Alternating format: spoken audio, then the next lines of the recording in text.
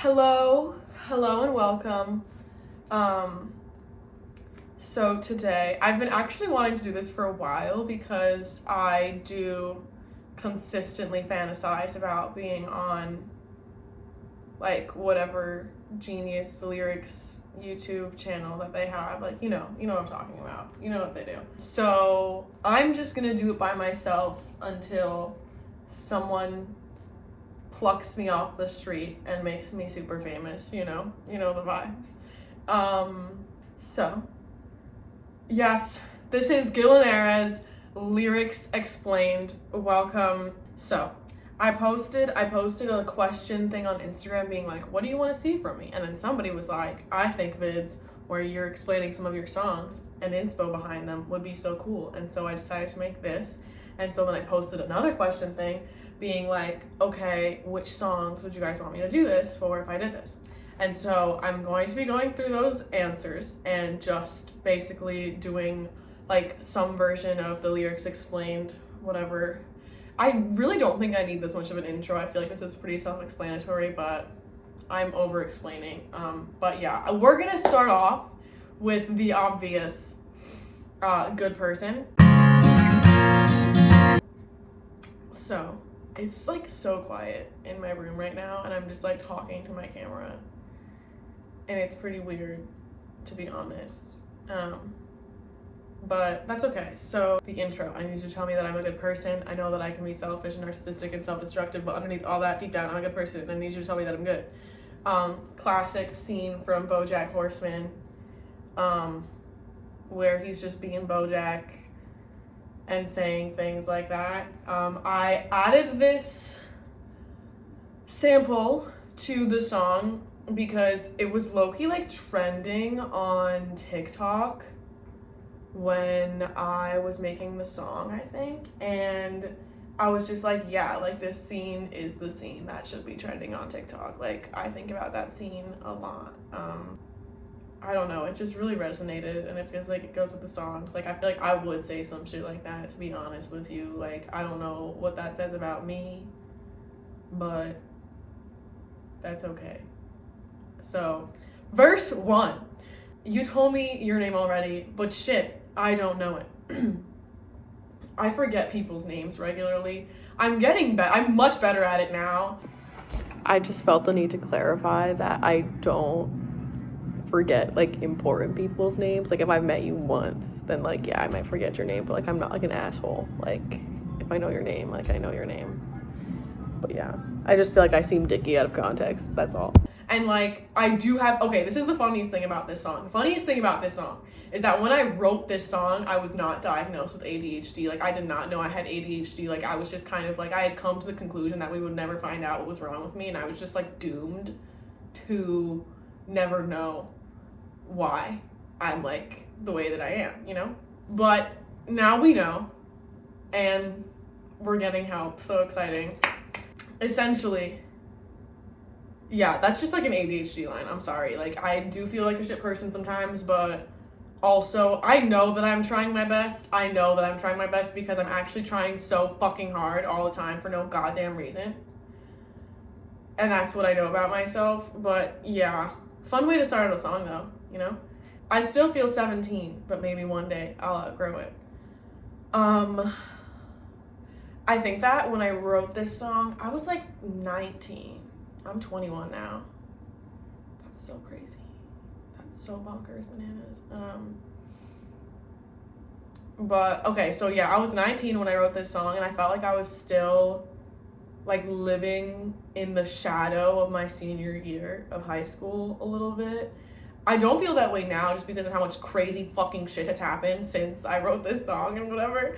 But I was really feeling that like my sophomore year of college. I was like, why am I still a senior in high school? And also it was because of it was because of the pandemic too. I feel like the pandemic really just either made us all regress or stop aging for a little bit. So there was that component to it too. I low-key still do feel 17 sometimes, but I'd like to think that there's been at least an inch of growth since then. Oh, but then I follow the line. Okay, I still feel 17, but maybe one day I'll outgrow it. And if I don't, it's fine, because you know all the famous poets wrote all their greatest lines when they were living at their lowest. This was just classic. Classic me being okay with my mental health deteriorating if it means success of any sort. That's just, how we are over here sometimes. We've been reframing, we've been changing the habits, but this is honestly such a real line. Like, I really was just kind of like, I honestly, like, I sometimes still do feel this way where I'm like, yeah, like, I may be sad as shit, but sometimes it's worth the nice little song, Is that depressing? Whatever. Okay. I ignored you for a week straight? Oh fuck, I didn't notice. I'm sorry, were you saying something? I might have lost my focus. Again, I don't know how I didn't know I had ADHD. And y'all, some of y'all clown on me in the comments being like, you stupid bitch. Like, you guys don't actually call me a stupid bitch, but like, I know you feel it. Like, you guys are like, you didn't fucking think you had ADHD and you're talking about losing focus in a song. Like, what is wrong with you? And I'm like, I don't know. Like, I know that other people that struggle with other things relate to this song, but this really just ended up being an ADHD anthem, because it's like every other line is like literally just like ADHD. Like, low-key, this song could be a test for ADHD. Like, if you relate to like we could like go through the lines and be like, if you relate to this line, like, check 1 of ADHD, like, dead ass. Like, I swear. So there's that. Well, anyways, I'm best when digested in smaller doses. There's something wrong with me, but I don't want to diagnose it. Again, like, pretty self-explanatory. I think that low-key well, anyways, I'm digested in smaller doses line is like kind of sad. Like, damn, that one's rough. Like, she's not wrong, but still kind of rough, Been so long, I forgot what it's like to release dopamine. Again with the ADHD lines. Yeah, I definitely do not produce enough dopamine. It's such a travesty, because I will actually genuinely feel like there's no meaning to life at all, just because there's not enough of a chemical in my brain.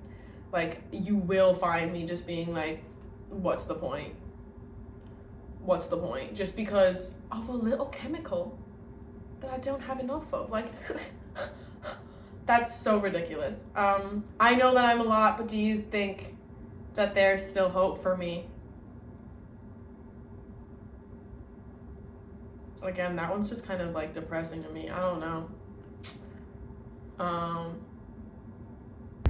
I genuinely think it's so funny that I'm not even explaining the lyric. I'm just saying that it's depressing and moving on. Like, maybe I'm not ready for Genius to scoop me up and put me on their platform, because I'm just gonna go through every line and be like, that's sad. Cause I make questionable decisions and I have a hard time minding my business. Yeah, I do make questionable decisions. I do have a hard time minding my business. But honestly, sometimes I don't. Like, sometimes I'm like, don't fucking tell me anything. Like, I am so unconcerned with what anyone is doing over there. And I tend to talk when I should listen. That one's just foolproof. I love to talk for no reason. As you can tell by me making this video, like, I'm literally talking to a camera just to talk to a camera. I mean, like, I know that people are gonna watch it and, like, someone, at least one person on the planet will appreciate it, but, I should listen more. Do you still think that I'm a good person? There it is. That's just me needing validation. I feel like that one's, again, pretty self-explanatory. Like, I just need someone to tell me I'm good. Anyways. Oh my god, wait. Is that? Oh no, that's not the end of the song. I'm so stupid. I'm not stupid. See, we're rewiring we're reframing the narrative, okay? I think I drank too much or smoked too much. The room is spinning. Just classic substance abuse. Again, kind of BoJack. I said classic substance abuse. Who says that? This one's like a BoJack line. I mean, I also have been known to abuse a substance or two. But we'll blame that one on BoJack. That's what we'll do. I promise that after tonight, I'm seriously quitting. Again. You know what? That one is more me. That one is more me. Yeah. And now you're mad. Oh, Jesus Christ, could you be more forgiving? You knew that I was like this. I told you from the beginning. That line, honestly, is pretty fucked up. I feel like that's like a manipulative line. But I do be feeling like that sometimes, where I'm like, is someone actually mad at me right now? Because I'm going to have clinical anxiety if you're mad at me. And I already told you that I'm like so fucking messy. And you found a way to get mad at me and give me clinical anxiety even when I told you that I'm like this, you know? But again, I know that's problematic. Like, as I'm saying it, as it's coming out of my mouth, I just spit somewhere. But it's coming out of my mouth and I'm like, that's problematic, Brianna. Like, come on, you know? But it's real. I had to put it in the song if I want it to be real, you know? But yeah, I feel like those are all the original lines from the song. I just say the pre-chorus and the chorus again. But overall, Good Person, I feel like the inspiration behind it was, you know what, actually, let me tell my little story about the song. Overall, I feel like with Good Person, it was a really interesting one because I remember when I wrote it, afterwards I was like, there's something about this song, like, I don't know, like, there's something in it. And I was just like super fucking excited about it, and it was just kind of like different from anything I had written. Like, I was writing a lot of like slow, sad stuff before that, and Good Person was fun because it felt like this way of somehow like masking and telling the truth at the same time, where I could be really honest and vulnerable like in the lyrics, but it's like happening so fast and it's in such like, you know, like a little boppy way that it's like, oh, I didn't even realize that it was so sad because I was just vibing, you know? Okay, so that's Good Person. Basically, oh, and then wait, fun little extra story about Good Person, actually. Jesus, I've spent like 15 minutes talking about Good Person, but that makes sense, you know? It's Good Person. But okay, so I have this tattoo on the back of my neck, because I realized 888 was my my angel number. Like, I claim it, like it's mine, because when I posted it on TikTok, I was like, I hadn't really like gone any type of viral yet. Like, I think that the video I posted beforehand did like a little well, because it was like ragdoll, I think. But I posted Good Person, and I was like, okay, like, don't go on your phone, bitch. Like, just like leave it alone, and just like we'll come back to it later. Like, we'll pray that the TikTok gods made it go viral, but like we just do your laundry or something. And then I went to do my laundry, and then I like cleaned whatever. And then I came back, and the Good Person video, had 888 likes, 88 comments, and 8 shares. And I was like, and that's why I believe in God now. So, anyways, someone actually wanted Maybe It's Me. Okay. Maybe it's me. Could you direct me to a coping mechanism? So Maybe It's Me is where I'm basically calling myself out as my own problematic fave, you know? And yeah, the first verse, I've been up and down the street for hours biking, my fingers are numb, but I kind of like it. I probably should have listened and worn a jacket, but I convinced myself I could hack it. And now my hands feel like they're falling off, but I don't mind. It's better than admitting I'm wrong. So I feel like in the first verse, I'm painting this like suburban imagery to go along with like the concept album. Just like a very typical, you know, activity, riding my bike in the middle of the night, you know the vibes. I feel like this is like the beginning and like a very small example of me recognizing just like a stupid pattern that I have, where it's like a miniature example of what I kind of like expand on in the song, where it's, you know, maybe in this verse it's just me not wanting to wear a jacket, and I'm like willing to sacrifice certain, you know, comforts just for the sake of being correct, I guess. And that's a pretty annoying thing to do, you know.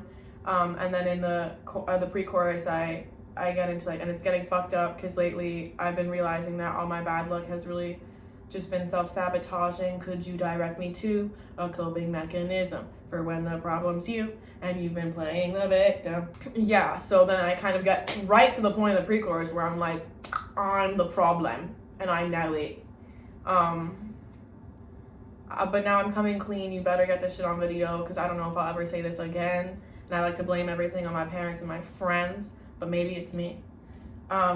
Right there, boom. I'm like, it is. Like, maybe it is. It's probably me. That kind of thing. And I'm like, even being like, get this shit on video, bitches, because I say this like once a year.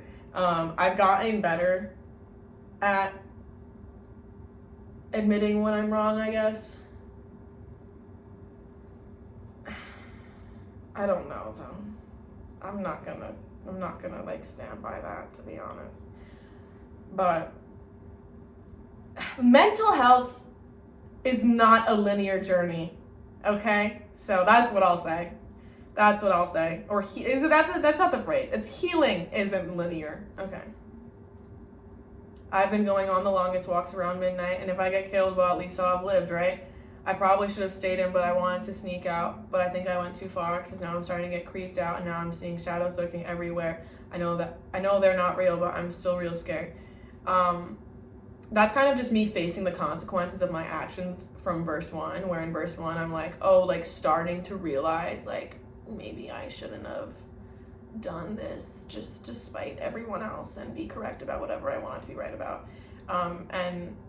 And then in verse 2 it's just like blatant, like, yeah, I shouldn't have gone biking at like midnight for no reason, like with no jacket. Like, why did I do that? And then the pre-chorus repeats, the chorus repeats, and it's like that same theme of, yeah, like, why, like, this really is me, like, I'm just the problem.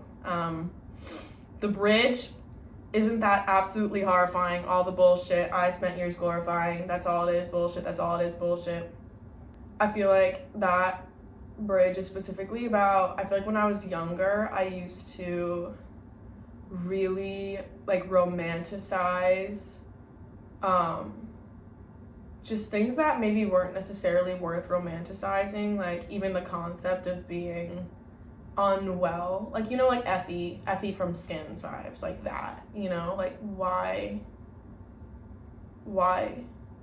was that romanticized? Like, she was legitimately suffering. Like, I don't understand. But like, you know, it was like, oh my god, she's so pretty though. So the next part, isn't that absolutely terrifying? All the people I spent years vilifying, they aren't the villains, are they? Yeah, I feel like that's another part of, I feel like having any type of mental illness, sometimes your thinking is distorted and everyone around you suddenly becomes the enemy because of how shit you feel, and you're like, well, it's gotta be someone else's fault, right? If I feel so shit right now. But, you know, everyone's just doing their best. And if you feel like shit, you're the one who's gotta figure out how to not feel like shit. Yeah, that's the song. It's fun. Isn't that absolutely horrifying? Okay. Let's call it even. No. Let's call it even. You're a dick. Verse 1. I know you're sick like me. I know your mind moves miles a minute. And you're a dick like me. Because love's not fun when you're actually in it. I feel like Let's Call It Even overall is about when you love someone, platonic or romantic, like either one. Like, this is not an inherently romantic song. there's like a bird right outside my, oh, it went away. But it was kind of crazy. It had like a wingspan. That was crazy. But yeah, let's call it even. I feel like it's about when you love someone that's like just as fucked up as you are, which is not good. Not good. It's not a good pairing. Like sometimes when you love someone who's just as fucked up as you are, it's like y'all can grow and get better together. But sometimes if you love someone who's just as fucked up as you are, it's just like bad. It's just like not good. The way that I explained that was just absolutely like what did I even say? What was I even, like, I know what I said, but why did I say it like that, you know? And this is kind of about that, where you basically like meet your match and it's like, fuck, like we just messed each other up right now. Like that's not good for either of us. Like Jesus fucking Christ. Also, I made a text comment.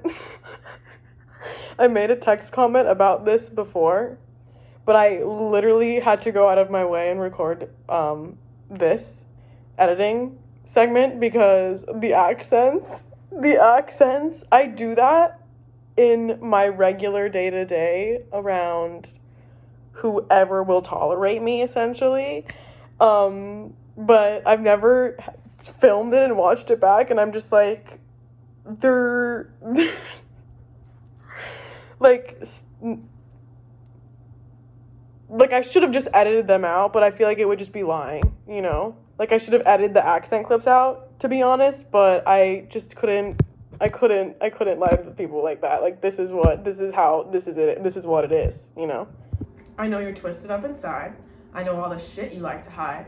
And I know you fantasize about what everything would be like if you died. Damn.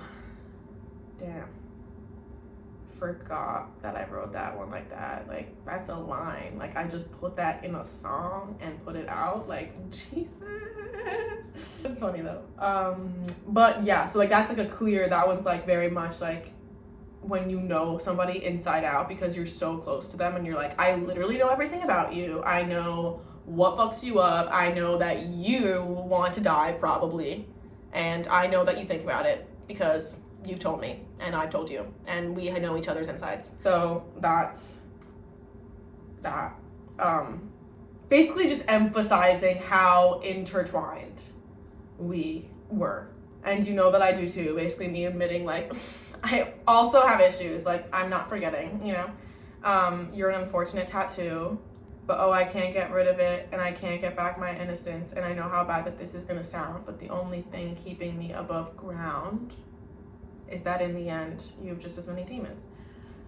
So yeah, this whole part is acknowledging that it ended and that, but it's, you know, still gonna be there forever, like an unfortunate tattoo. And yeah, I think that the innocence line highlights that it's like one of those first defining relationships in one's life. Yeah. And you know what? The last few lines, the only thing keeping me above ground and is in the end you have just as many demons. Like that's an interesting one because that one's kind of problematic too, where it's kind of like this video is just me being like, hi, I'm problematic. Like that's literally this video. That's hilarious. But if you listen to the songs and relate to them, then like low-key, like you're kind of problematic too. So maybe we should focus on that, because I can't handle the pressures of being focused on right now like that. I feel like essentially saying that the only thing holding me together is that someone else is also suffering with me, that's not great. But that is kind of what I'm saying.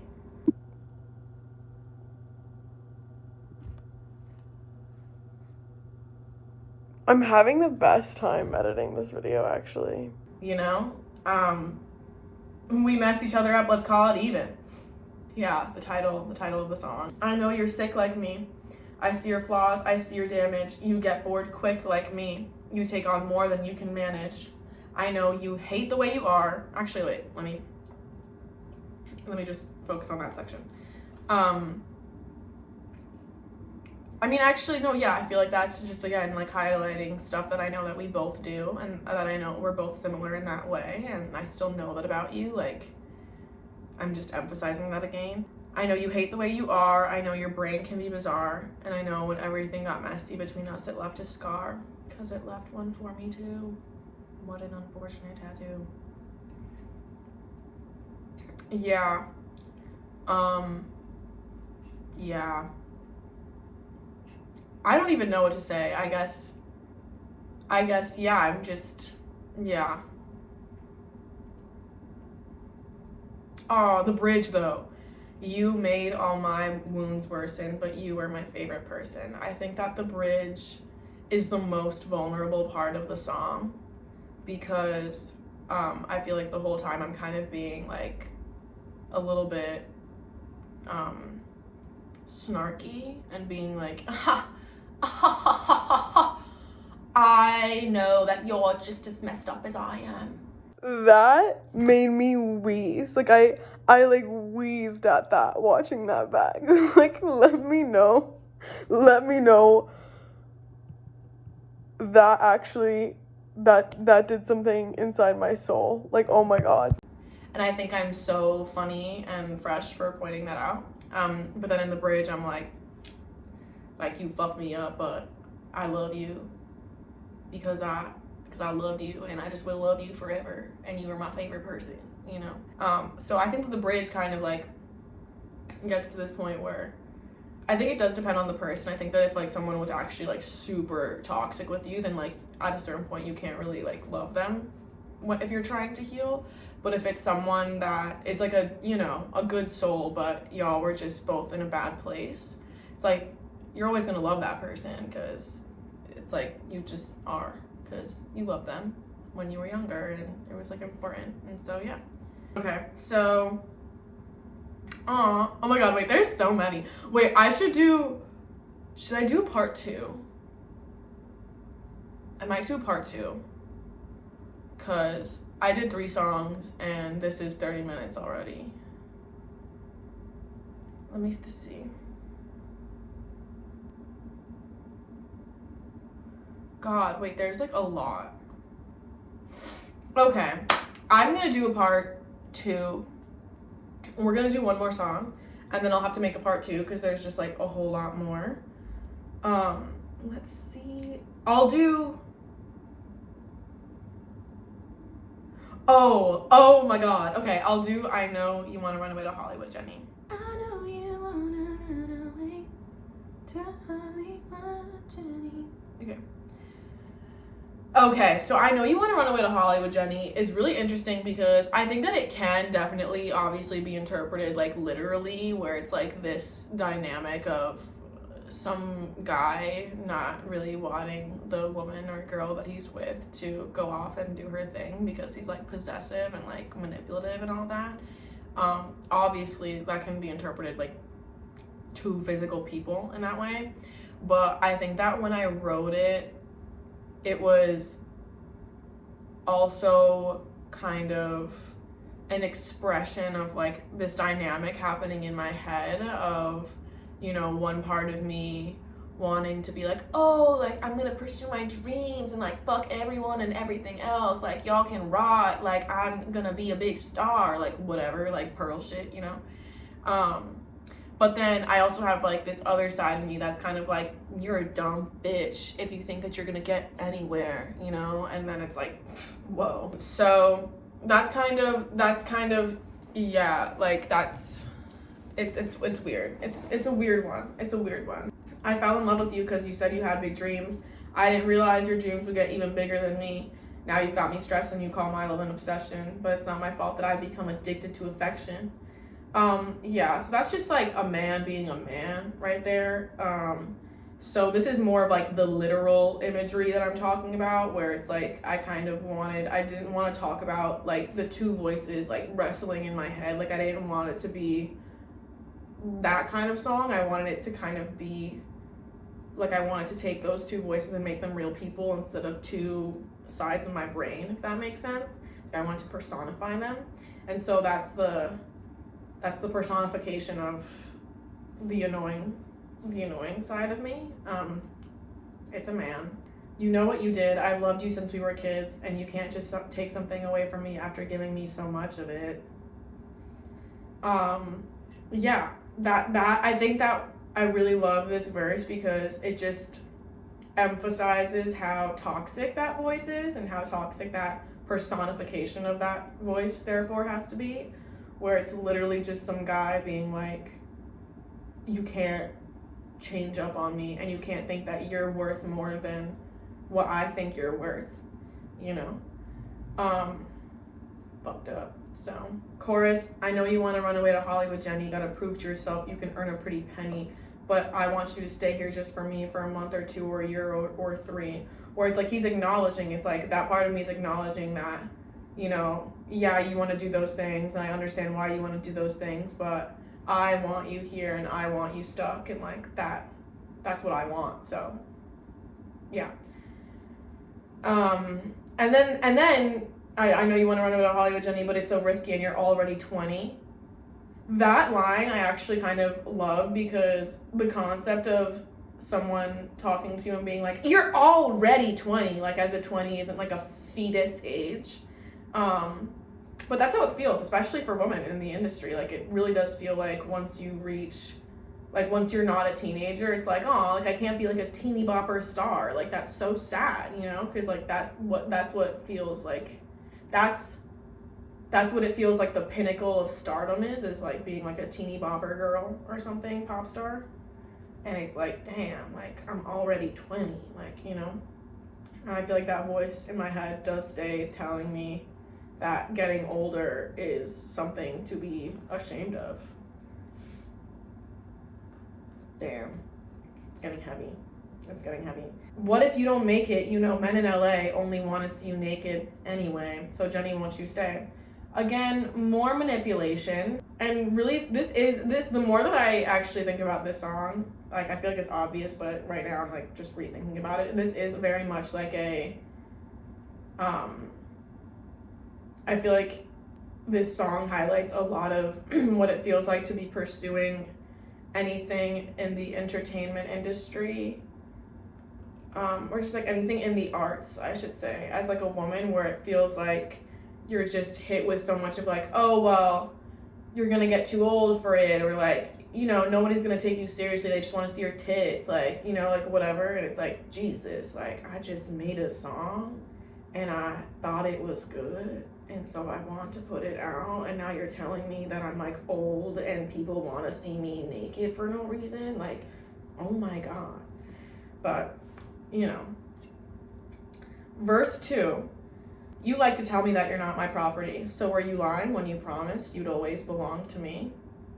Just in general in love, I feel like there's this language of belonging to one another that sometimes can create rifts later on in relationships, because when you talk like that to a person and then you kind of, you know, later on emphasize your own relationship with yourself, it's like, what? You have a relationship with yourself, but like you're mine, the fuck? And it's like, whoa, like maybe I should not have phrased things like that, you know, if you were gonna take it literally, psychopath, you know? So yeah, maybe I'm just worried as to why you're in such a hurry to leave and never look back. Don't you know how much that hurts me? That one's rough, because I think that in terms of the two voices in my head, I feel like there is this part of me that doesn't want me to go after certain things because I should just be okay with what I have and everything. And so I feel like I struggle with that a little bit sometimes. I don't know. You know what you are. You got me to let down my guard, and now you want to give up everything so you can be a famous movie star. Yeah, so like that line's just kind of supposed to be like almost like mocking, like, so you can be a famous movie star, like, you know, like never gonna happen, like whatever the fuck. And yeah, like the you know what you are, you got me to let down my guard, like those lines, I feel like that's just supposed to, I feel like that's a really I feel like he's trying to make her feel bad about how hurt he is, as if it's like not his own complex within himself. And he's trying to make her feel like she is responsible for his emotions. So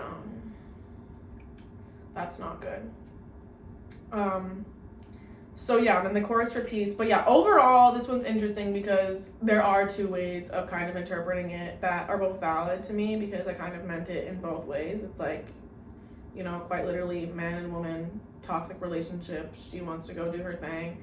But it's also, you know, just I feel like in anyone who wants to kind of do creative stuff or like something more than what maybe they feel like is offered to them, I feel like anyone like that, you end up having this weird complex in your head of like half of you being like, I'm gonna pursue my dreams, like I'm such a badass bitch, like fuck off, whatever.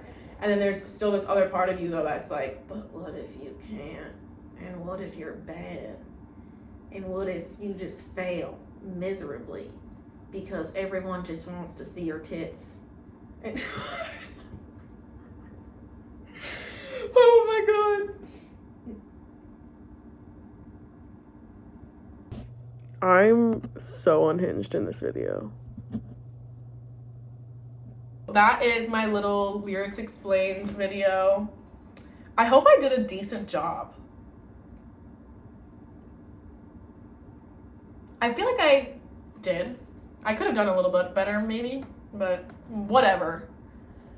I'll see you in the next one because I have to make another. I have some more songs on my little Instagram thing that y'all asked for, but if you missed the swipe up question thing and you have a burning desire to have another song explained, then just let me know. I'm pretty easy to reach, to be honest with you. So thank you for watching.